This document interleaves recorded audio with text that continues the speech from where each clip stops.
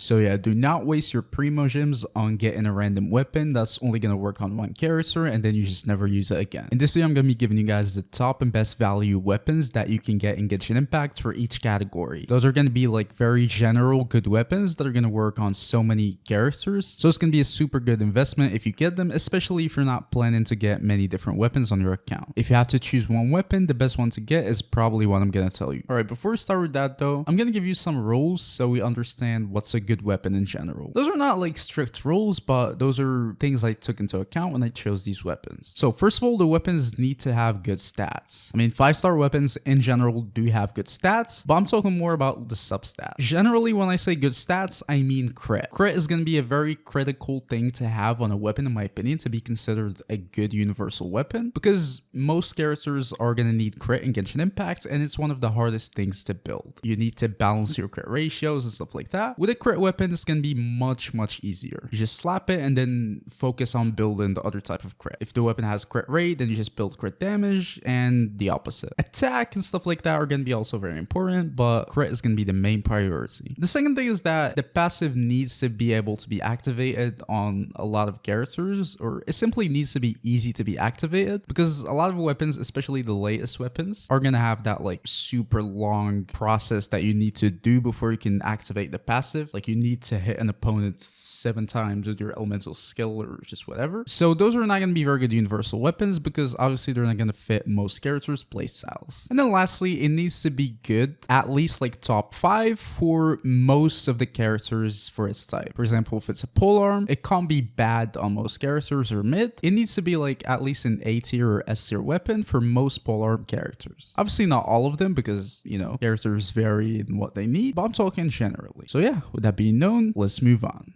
So starting off with the sword, after very careful consideration, I think I picked the Primordial Jade Cutter. And honestly, it's a pretty easy pick. If you had to choose one weapon or one sword to get on your account, this sword is just going to be super good on so many characters that it's actually crazy. When I say super good, I don't mean like it's just mid good. It's actually going to be like the second or third best in slot for like pretty much all sword main DPSs in the game. That weapon is going to give you a low base attack, but it's a 5-star weapon, so it's still technically high. It's going to give you a huge crit rate substat, like you literally just equip this weapon, you don't have to worry about crit rate at all, and then it's going to increase your HP from the passive and then provide you attack based around your HP. It's going to give you at refinement 1.2% of your HP as bonus attack, which is pretty good, especially considering the fact that this weapon itself gives you HP. So yeah, it's pretty much just like a simple complete weapon. The passive is pretty easy to activate. You just equip it and it's activated. You don't need to do anything. You equip it on any character and it's going to give them decent amounts of attack and then crit rate, a decent base attacks, so it's definitely a pretty good weapon. Even for HP characters like Fiorina, for example, it's going to work super well. But yeah, looking at it, it's definitely going to be a super good weapon for a lot of characters. Like Alhaitham can use it, for example. Like even different types of characters. Like he's a reaction character, he can use it. You got like Clorant, for example, she can use it. It's going to give her crit. Fiorina, for example, can kind of use it because it's going to give her crit and HP. Keqing, Ayato, Nilu, Kirara, Bennett, it's not a bad weapon because it's going to give them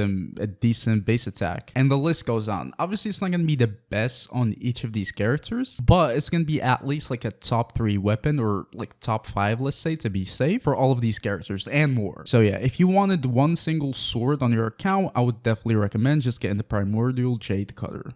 Now, moving on to the Claymore, I think I would have to go with the Beacon of the Reed Sea. Obviously, you have like the good Wolf's Gravestone as a Claymore, but it only gives you attack. Beacon of the Reed Sea can give you a very decent amount of attack, and it's technically easy to activate. This is the only thing that made me a little hesitant about saying it's like an SS tier weapon, but it really is kind of easy. As long as you have some sort of like interruption resistance, you should be okay. You just need to take damage, and then the passive is going to be activated for 8 seconds. And even if you don't, it's still going to give you a good amount of attack.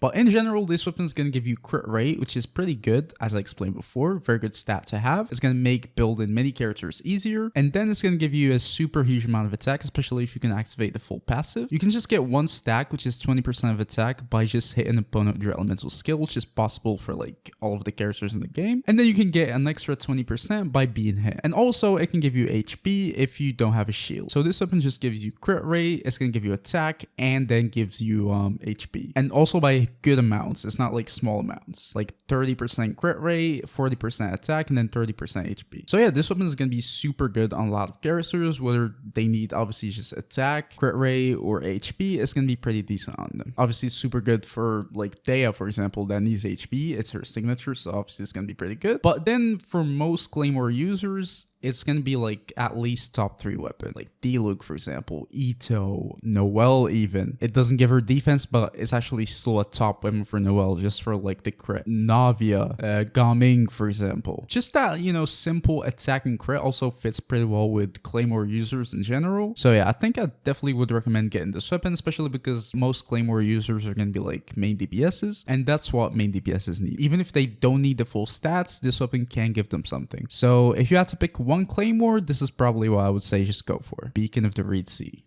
Alright, so now moving on to the polearm. I think it's pretty well known by now that the best polearm is just going to be the Staff of Homa. It's a pretty simple weapon. It's just going to give you a crit damage substat, which, as I explained before, is going to be super good. Passive is just going to increase your HP and then gives you attack based around your HP. It's pretty much the same thing as the Jade Cutter, but it's a polearm. It's a little bit restrictive though. You need to stay below 50% HP to have the full passive, but it's not necessary. You can still gain some attack even if you're above 50% HP, and it's kind of easy for a lot of teams to stay under 50%. So it's not like a super hard thing to do in general. But yeah, if you can do that, it's just going to increase your HP and then give you like a huge amount of attack, 1.8 total of your HP as attack, and then can also give you crit damage, which is pretty good. This weapon can work in general on any like damage dealing polearm user that are like more of a traditional DPS, like Arlecchino, for example, Xiangling, for example, like Hu Tao, obviously is your signature, Zhao, Emily, I don't know. Any main DPS that needs attack and crit, which is most DPSs, this weapon is going to work pretty well on them. I want to mention something else though. If you're playing heavy like reaction based teams, Staff of the Scarlet Sands needs to be mentioned. And I'm talking more of like if you have a Xinu, if you're playing Xiangling or Hu Tao in like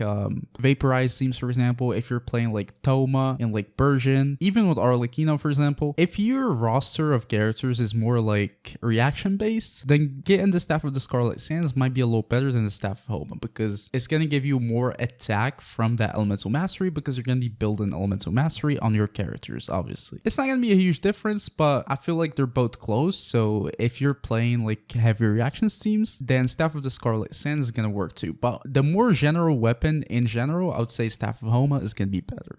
Alright, so now moving on to the bows. I'm going to also split them into like more of 2 categories. The first one is like the normal main DPS bows. I would say my favorite bow in general for that is going to be the Polar Star. It's going to give you a high base attack, and then it's going to give you a crit rate substat, 33%, which is pretty good. The passive is going to give you elemental skill and elemental burst damage bonus. It's just going to be increased, and then it can give you up to 4 stacks of attack increase, 10, 20, 30, or 48%. You can gain stacks by doing a normal attack, charge attack, elemental skill, or burst. I feel like for most characters that can easily gain like 3 stacks at least, and with that you're getting like 30% attack increase and 12% elemental skill and burst damage bonus, which is pretty good. Plus the crit rate, I think it's a super good weapon. I think it's also tied though with the Aqua Simulacra. I prefer the Polar Star by a little bit because it can give you both damage bonus and attack, and then also the crit, and also the stats are going to be more balanced with the base attack. It has a higher like base attack with a little bit of a lower stat in general, so I think it's a more balanced weapon. But something like the Aqua Simulacra is not going to be bad too. It's going to be very close if you can get it too. It's going to give you crit damage as a substat, but it's a huge substat. But that's going to come at a cost with the lower base attack. It's still high because it's a 5-star weapon, but you know, it's less balanced. The passive is just going to increase your HP, and then simply when there are opponents nearby, your damage is going to be increased by 20%. So it's just 20% damage bonus. You don't need to activate anything as long as there's an enemy, which is, I would assume there is, because you need an enemy to need a weapon. Your damage is going to be increased by 20%.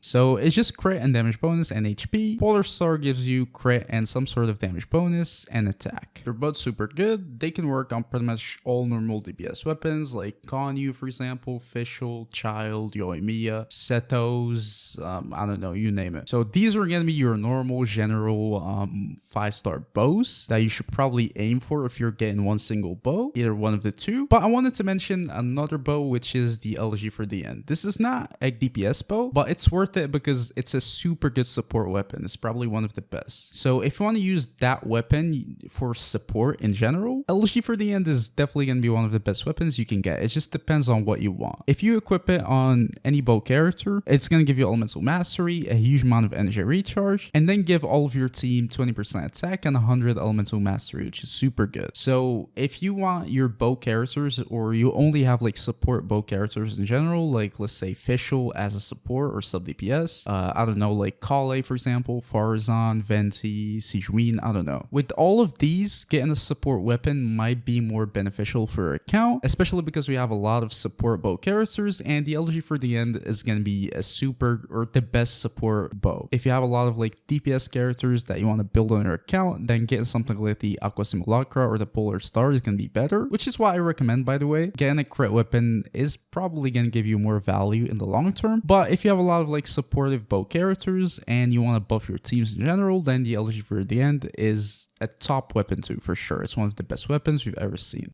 Alright, so now finally moving on to your catalyst. The best catalyst you can get, you see the Everlasting Moonglow. It's not it. Honestly, that's pretty much all I can tell you for the catalyst region. It heavily depends. We don't really have that many just like good catalysts. We have like the Lost Prayer, for example, but it's just gonna give you elemental damage bonus. That's pretty much it. Obviously with the crit rate, but it's not like a super good catalyst. I would say this is my only recommendation, but it's not really necessary even. We have a lot of good 4-star and free-to-play catalysts, for example like the Witsit, and for most catalyst users, you can probably get away with using a free-to-play weapon, or like a 4-star weapon at least. So I don't really see any necessary or like super good catalysts that you can get. It varies a lot on like which type of catalyst user you're using and what they need. So honestly, for the catalyst, I don't think I have like a proper recommendation. The closest thing I can get to is, as I said, the Lost Prayers, but even then it's not like a super necessary weapon that you need on your account. But yeah, tell me guys your opinions in the comment, what weapons you think you should get. Don't forget to leave a like, subscribe to the channel. I'll see you guys in the next video. Peace.